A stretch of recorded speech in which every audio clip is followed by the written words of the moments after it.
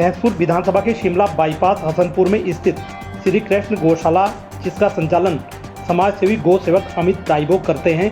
बता दें कि श्री कृष्ण गौशाला में इस समय करीब 2000 गायें हैं, जिनमें ज़्यादातर गायें तंदुरुस्त दिख रही है, मगर कुछ गायें बीमार भी नजर आ रही है। इस बारे में हमने जब गौशाला संचालक अमित ताइबो से बात की तो उन्होंने कहा कि लोग गौशाला संचालकों की कार्यप्रणाली पर तो सवाल खूब उठाते हैं, लेकिन हम जो काम कर रहे हैं उसे नज़रअंदाज कर देते हैं और ये जितनी भी गाय यहाँ लाई गई है, लोगों की सूचना पर ही इन लावारिस गायों को यहाँ पर लाया गया है। उन्होंने कहा कि सरकार गौशाला चलाने के लिए कुछ आर्थिक मदद तो करती है, किंतु उस मदद के अलावा भी बहुत कुछ करना पड़ता है। उन्होंने कहा कि जब हम किसी नंदी को रेस्क्यू करने जाते हैं तो हम काफ़ी दिक्कतों का सामना करना पड़ता है। उसका वजन 2.5 से 3 कुंटल से ज़्यादा होता है और जो समाज के लोग वहाँ से गुजरते हैं उनसे भी कोई मदद करने के लिए तैयार नहीं होता। उन्होंने समाज सेवी संगठनों से अपील भी की कि यदि कोई नंदी कहीं पर जख्मी हालत में है और कोई गौशाला वाला उसका रेस्क्यू करने गया हुआ है तो उसे मदद ज़रूर करें। क्या कुछ कहा अमित ताइबो ने, आइए सुनते हैं। परेशानियां तो हमेशा रहती है गौशालाओं में, क्योंकि गौशाला भी हमारे परिवार की तरह ही है। जैसे घर में घर को चलाने में परेशानियां आती है, ऐसे गौशाला चलाने में भी परेशानियां आती है। जैसे बारिश हो रही है, समय बरसात का मौसम चल रहा है, तो बरसात के मौसम में सबसे ज़्यादा दिक्कत है इनके रहने की, क्योंकि हम पे प्रॉपर इस समय इतना टीन सेट नहीं है। मतलब है, लेकिन अब गायों की संख्या भी रोज़ बढ़ रही है।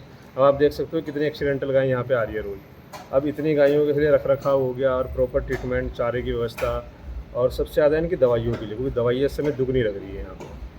तो वो हम लोगों से रिक्वेस्ट करते हैं कि भाई आप लोग इनका डोनेशन में हमें कुछ भी दवाइयाँ यहाँ भिजवा दें, खाने के लिए आप इनके चारा भिजवा दें, है ना, क्योंकि इस समय गायें बढ़ चुकी है हमारे को। और रोज़ ये मान के चलो कि 2-3 गायें तो आ ही रही है एक्सीडेंटल, और ऐसी भी गायें जिनको हम जा करके खुद फर्स्ट एड दे रहे हैं।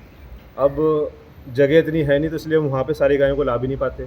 अगर हम पे प्रॉपर और जगह भी हो, हम चाह रहे हैं कि और बड़ा हम इसको बनाएं।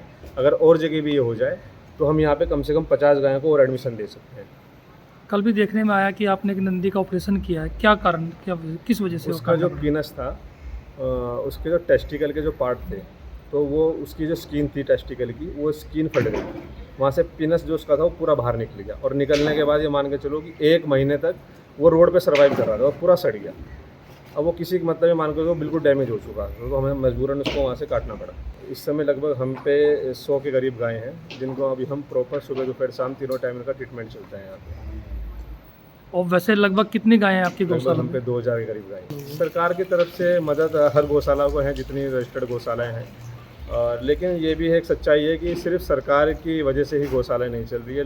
बिना लोगों के एडिशनल सपोर्ट के गौशालाएँ कभी नहीं चल सकती। लोगों का सपोर्ट भी बहुत ज़रूरी है गौशालाओं में। मैं यही रिक्वेस्ट करता हूँ कि सिर्फ आप श्री कृष्ण धाम गौशाला में नहीं, आप जहाँ भी रहते हो, आपके घर के आसपास कई सारी गौशाला हो, आप कभी ना कभी समय निकाल कर उन गौशालाओं में ज़रूर जाओ। चाहे आपके घर में किसी का बर्थडे हो, है ना, किसी की एनिवर्सरी हो, ऐसे मौके पे ज़रूर जाए, क्योंकि आपके जाने से ना एक तो गौशाला वालों को हिम्मत मिलती है, और दूसरा क्या है कि जो सुबह शाम इनको भोजन मिल रहा है वो तो मिल ही रहा है, लेकिन जब आप लोग वहाँ जाते हो तो एक इनकाइंड ये मान के चलो कि एक एडिशनल सपोर्ट उनको मिलता है ना। तो लोग बाग आप लोग ज़रूर जाएं, आपके आसपास की जितनी गौशाला हैं वहाँ जाकर के आप ज़रूर गौशाला संचालक से बात करें कि भाई आपके यहाँ किस तरीके की दिक्कत आ रही है।